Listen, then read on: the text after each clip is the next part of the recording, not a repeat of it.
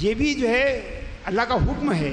لہٰذا یہ ایسا نہیں ہے کہ صبر کرنے کا مطلب یہ نہیں کہ اسلام بزدلی سکھاتا ہے، ایسا نہیں ہے.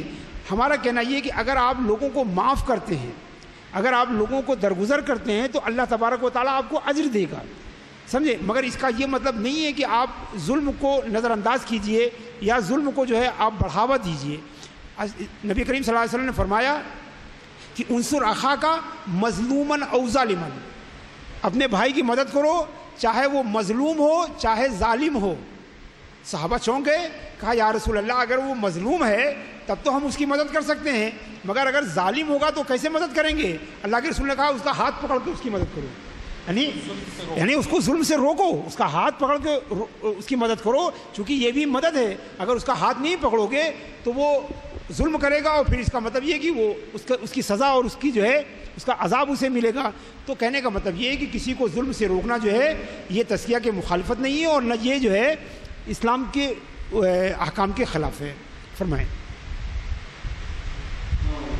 وعلیکم السلام.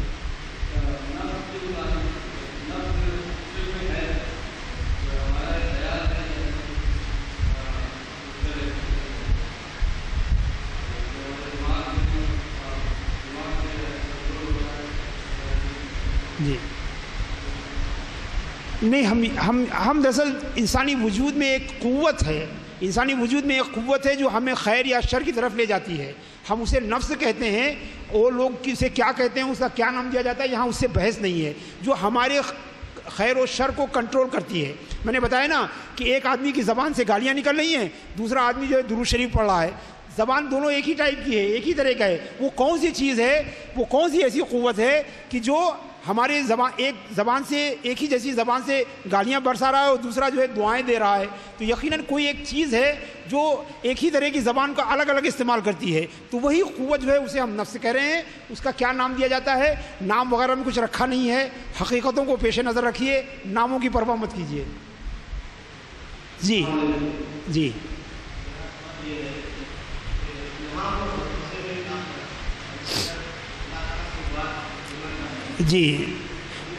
جی الہام جو ہے وہ اللہ تعالیٰ کی طرف سے نیکی کی کوئی توفیق ہوتی ہے، اور وسوسہ جو ہے یہ نفس اور شیطان کی طرف سے ہوتا ہے. اس کو تمیز کرنے کا سب سے اچھا طریقہ یہ ہے کہ اگر وہ خیر کی چیز ہے تو اس کا مطلب الہام ہے، اگر وہ شر ہے تو وہ الہام نہیں ہو سکتا ہے، اور اگر خیر ہے تو وہ وسوسہ نہیں ہو سکتا ہے. لہذا دونوں کا چونکہ کام الگ الگ ہے، لہذا دونوں کو ڈفرینشیٹ کرنے میں کوئی زحمت کی بات نہیں ہے. ٹھیک ہے. میں آج یاد رکھیے گا کہ میں بہت مختصر جوابات پر اکتفا کر رہا ہوں. تفصیلات اگر آپ کو پھر بھی کچھ ڈاؤٹ رہ جائے تو آپ بعد میں مجھ سے رابطہ کر سکتے ہیں. یہ دینی خدمت ہے، اس کے لیے میں ہمیشہ اویلیبل ہوں آپ کو. جی وعلیکم السلام.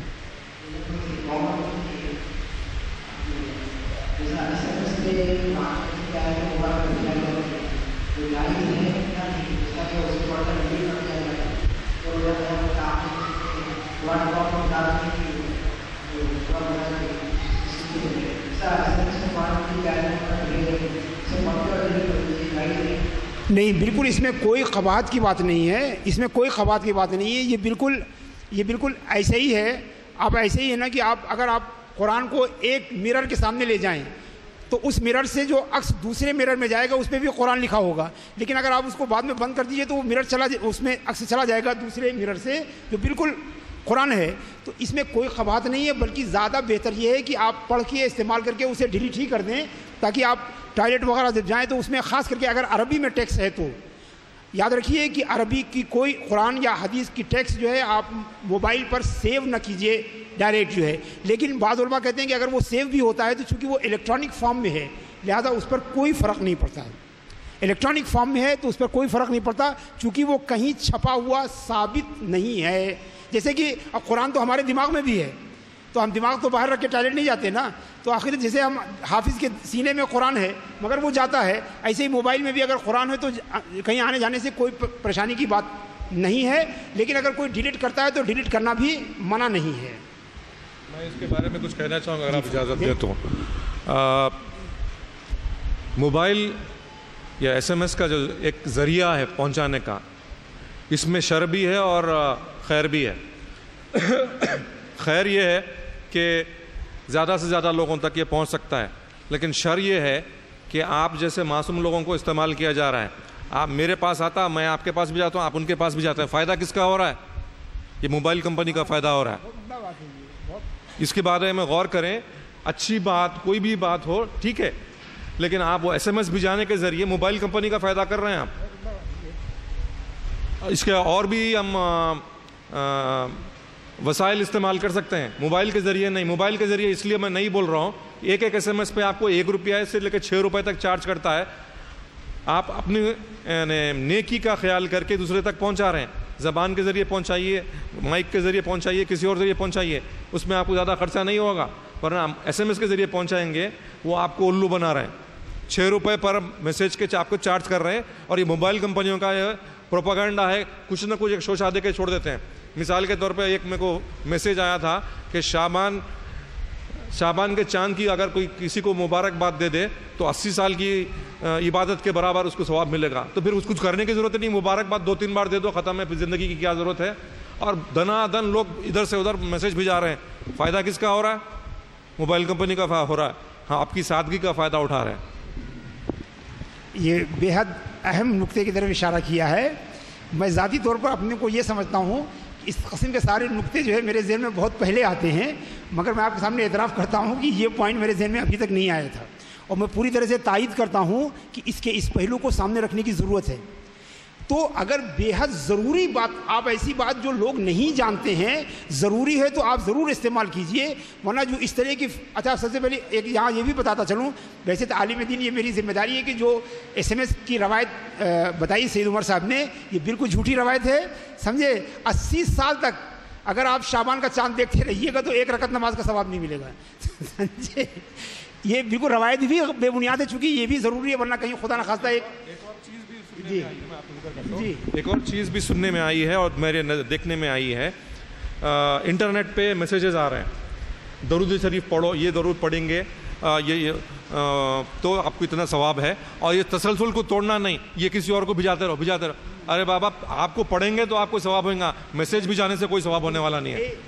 ایک دم یہ بالکل صحیح بات ہے. آپ لوگوں کو پتہ نہیں یاد ہونا ہو, جو ہم میں ذرا زیادہ عمر والے ہیں وہ ان کو یاد ہوگا, پہلے زمانے میں ایک پرچہ چلتا تھا کہ فلاں بزرگ نے مکے میں خواب دیکھا ہے. یہ وہی ہے, اسی کا جو ہے ماڈرن فارم ہے. یہ وہ بھی غب تھی اور یہ بھی غب ہے. اچھا, نیٹ بھی چلا ہے.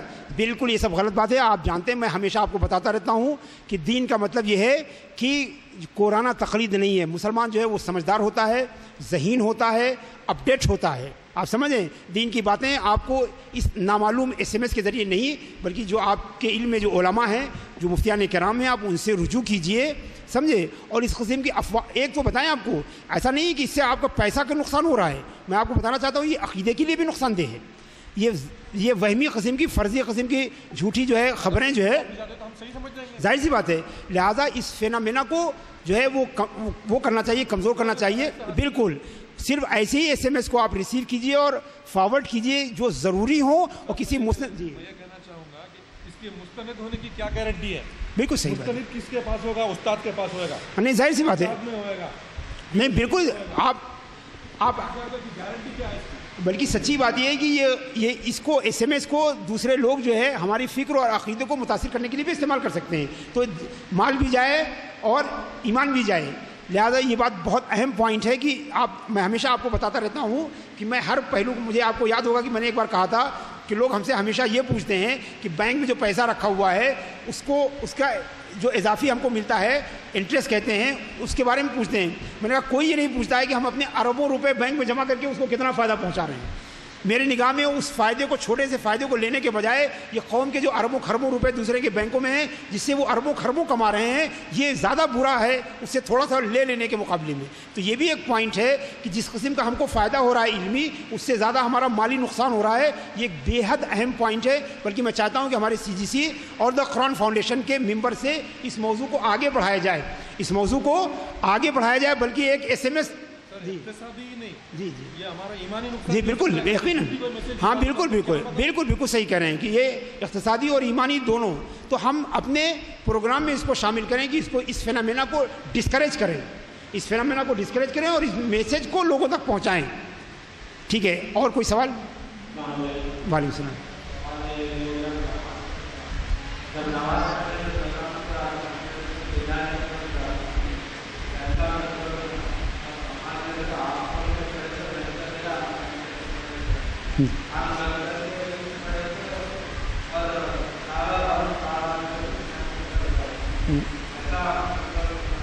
देखिए इस सिलसिले में एक बात सुनिए, सहाबे किराम जो है वो नबी करीम सल्लल्लाहु अलैहि वसल्लम के पास आए और उनसे कहा कि नमाज़ पढ़ते हैं तो या रसूलल्लाह हमको वसवसे आते हैं। आपको बताना चाहता हूँ हमारे और सहाबा के दरमियान कितना फ़र्क है। उन्होंने कहा कि वसवसे आते हैं, तो अल्लाह के रसूल सल्लल्लाहु अलैहि वसल्लम ने फरमाया कि ये तुम्हारी बशरियत का हिस्सा है, ये तुम्हारी बशरियत का तकाजा है। तो अगर सहाबा को वसवसे आ सकते हैं, बुज़ुर्गों को वसवसे आ सकते हैं, तो हमको भी आ सकते हैं। बाज़ लोग ये कहते हैं इस वसवसे को आने से रोकिए, कहते हैं कि इसको रोकिए और तरीक़े बताते हैं कि ये तरीक़ा और वो तरीक़ा। मेरा अपना ज़ाती जो ओपिनियन है, ये कोई किताब सुन्नत या किसी आलिम या मुफ्ती की बात है, मैं पर्सनली बताता हूँ कि आप नमाज में खड़े होकर किसी चीज़ को रोकिए ना, जो आ रहा है उसको आने दीजिए, जिस तरह जा रहा है जाने दीजिए। आप अपने को तवज्जो लगाइए, जो हदीस मैंने जिब्रील सुनाई है ना, अंताबुदल्लाह का अन्नका तरा हो, नमाज ऐसे पढ़ो कि गोया तुम अल्लाह को देख रहे हो। अगर ये नहीं कर सकते तो गोया अल्लाह तुम्हें देख रहा है। तो अगर इस तसव्वुर को अगर अपने साथ नमाज में रखिए कि अल्लाह देख रहा है, तो ये दूसरे वसवसों को बंद करता है। वरना ऐसा होता है कि हम वसवसे रोकने के चक्कर में दूसरे वसवसे आते हैं और फिर उसको रोकने के लिए तीसरा वसवसा और पूरी नमाज वसवसों ही में चली जाती है। तो उसको आने दीजिए, ये फॉलो इसको हम रोक नहीं सकते कंप्लीटली। तो जिसको हम कंप्लीटली रोक नहीं सकते हैं तो उसको रोकने के लिए एनर्जी ज़ाया करने से कोई फ़ायदा नहीं, उसको नज़रअंदाज करने की कोशिश कीजिए और इस तसव्वुर को थोड़ा पैदा कीजिए कि अल्लाह देख रहा है। और वसवसे को रोकने का एक तरीका ये भी है कि अगर जिस आयतों को या सूरतों को आप नमाज में पढ़ते हैं, अगर उसका तर्जुमा अगर उसको याद कर लें तो ये आपको बड़ा फ़ायदा पहुंचाता है कि उसको समझते हुए चलते हैं। क्योंकि जब हम जो पढ़ रहे हैं उसको समझ नहीं रहे तो दिमाग तो इधर उधर चला ही जाएगा। तो इसके लिए ये समझिए कि ये नमाज को बातिल नहीं करता, नमाज पर कोई असर नहीं पड़ता। और इसको धीरे अगर आप नमाज में जितने आपको अल्लाह की मोहब्बत बढ़ती चली जाएगी, ये वसवसा खुद ब खुद बढ़ता चला जाएगा। इसलिए जिस चीज़ से आप मोहब्बत करते हैं उधर आपका ख्याल रहता है। तो अल्लाह की मोहब्बत जितनी मजबूत होगी, ये वसवसे खुद ब खुद, यानी वसवसा को भगाने की कोई मुहिम या कोई तहरीक न चलाइए, उसको नज़रअंदाज कर दीजिए। और कहते हैं कि शर को आप नज़रअंदाज कर दीजिए, शर आपको नज़रअंदाज कर देता है। आप समझते हैं, उतरुकी शर्रा यतरुकु के अरबी के प्रोवर्ब है कि बुराई को आप छोड़ दीजिए, बुराई आपको छोड़ देगी। ठीक है, फरमाए। वालेकुम अस्सलाम।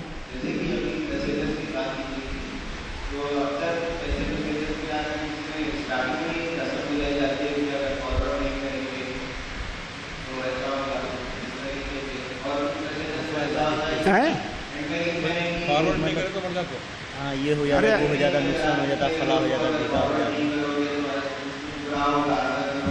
पीछे भेजते। यानी ये बताया, ये बताया अभी मैंने आपको बयान किया कि नफ्स के हरकारे साथ हैं, समझ रहे ना। अब आप 8वां बढ़ा लीजिए, मोबाइल को भी जो है, समझ रहे, ये मोबाइल को 8वां मान लीजिए। ये सारी बातें बिल्कुल गलत हैं, झूठी हैं। इन पर अमल करने से अजाब मिलेगा, क्योंकि अमल करने का मतलब ये है कि आप ऐसी बात पर ईमान ला रहे हैं जो अल्लाह और रसूल ने नहीं आप पे ईमान लाने को कहा है। लिहाजा अपने तज़किये नफ्स की इब्तिदा इन्हीं झूठे SMS को रिजेक्ट करके कीजिए। एक मिनट जी जी।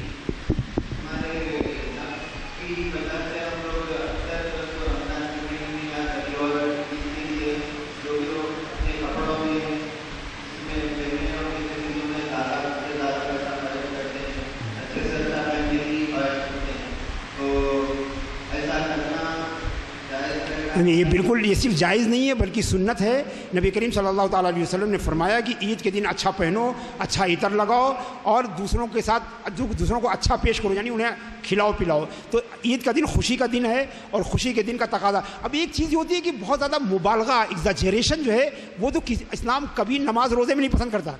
इस्लाम ये नहीं पसंद करता कि आप सब काम छोड़ के 24 घंटे मस्जिद में बैठे रहिए। तो जो इस्लाम नमाज रोज़े इबादत में एग्ज़ैजरेशन पसंद नहीं करता, वो खाने पीने और पहनने में कैसे करेगा।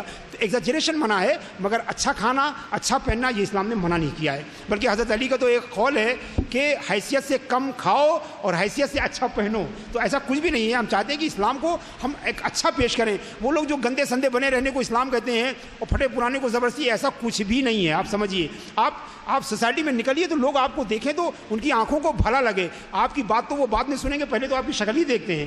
لہٰذا اپنی شکل کو بھی بنائیے. اسی لیے میں ہمیشہ نوجوانوں سے کہتا ہوں کہ آپ اپنی شکل کو بھی ذرا ٹھیک ٹھاک بنائیے، اچھا پہنیے اور اچھا دکھنے کی کوشش کیجیے. اس لیے کہ آپ پہلا میسج جو ہے آپ زبان سے نہیں بلکہ اپنے چہرے مہرے ہی سے لوگوں کو دیتے ہیں.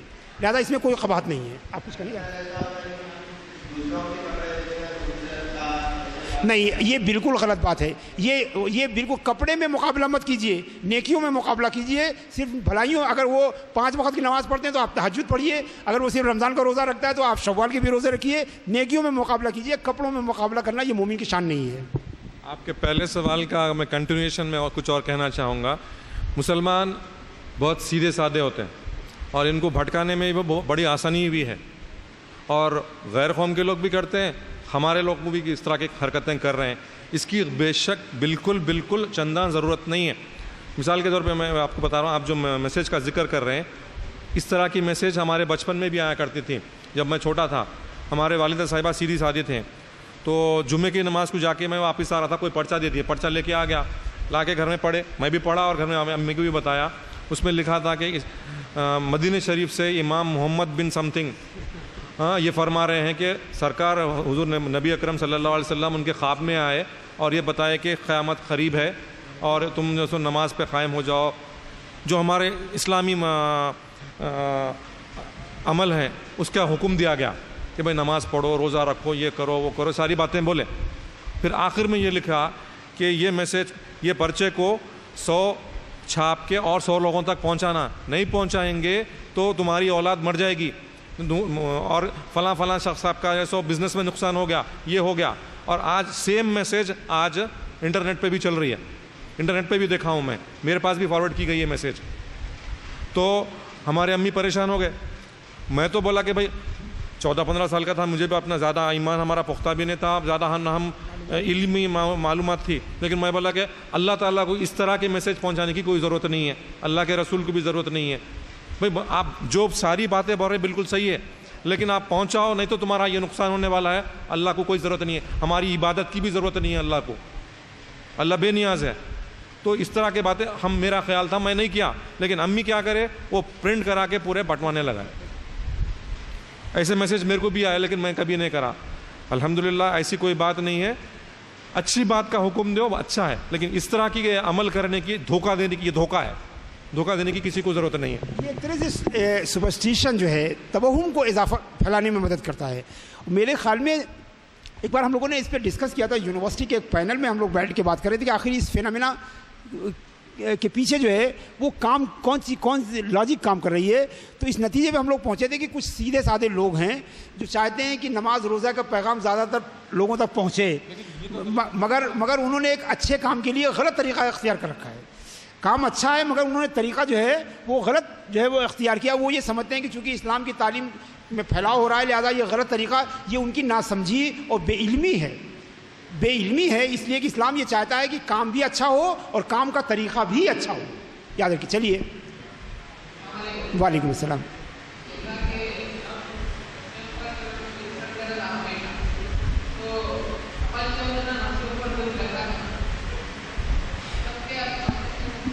نہیں، یہ نفس پر ظلم نہیں ہے میرے عزیز. ایک بات سنیے، آپ کو میں بتاؤں، آپ کو جب آپ بچے کو ڈانٹتے ہیں یا اس کی مرضی کے خلاف اس کو پڑھنے کے لیے بیٹھالتے ہیں تو دنیا میں کوئی نہیں کہتا کہ آپ بچے پہ ظلم کر رہے ہیں، بلکہ آپ کہلاتے ہیں کہ آپ بڑے مہربان والدین ہیں کہ آپ اپنے بچے کو پڑھاتے ہیں، اچھا بناتے ہیں. سید عمر صاحب ہمارے بغل میں بیٹھے ہوئے ہیں، ان کو بھی بچپن میں کہا گیا ہوگا، ان پر دباؤ بنایا گیا ہوگا، ہو سکتا ہے ڈاٹا بھی گیا ہو کہ آپ پڑھیے. تو اگر نہیں تو یہ بہت ہی ایکسیپشنل معاملہ ہے، ورنہ عام طور پر ہم کرتے ہیں، مگر اسے ظلم نہیں کہا جاتا. یہ سمجھیے. تو نفس کو ہم سیدھے راہ پہ لانے کے لیے اگر ہم اس کے خلاف مجاہدہ کرتے ہیں تو یہ ظلم نہیں ہے بلکہ یہ نفس کی تربیت کہلاتی ہے. آپ سمجھتے ہیں، نفس کی تربیت کہلاتی ہے. یہاں پر میں 2 منٹ کا ٹائم لوں گا. امام بوصیری رحمۃ اللہ تعالیٰ علیہ نے اپنے قصیدہ شریف میں جسے महफिल का आगाज़ हुआ है। फरमाते हैं कि अन्नफ्सो कतिफ़ल इन तहमिल हो शब्बा आला हुब्बी रदाए व इन तफ्तिम हो यनफतिम, कि हमारा नफ्स जो है छोटे से बच्चे की तरह है कि वो माँ के पिस्तान से दूध पीता है, और जब 2 साल का होता है, जब दूध छुड़ाया जाता है तो कितना रोता है, चीखता है, समझे, हंगामे मचाता है, कोई चीज़ खाने को तैयार नहीं होता है। मगर समझदार वालिदैन जो है वो बच्चे की बात नहीं मानते हैं और उस पर थोड़ा दबाव बना के उसे दूध से अलग कर देते हैं, क्योंकि जानते हैं कि अगर ये माँ के पिस्तान से चिपका रहेगा तो इसका ग्रोथ रुक जाएगा, लिहाजा अब इसको दाल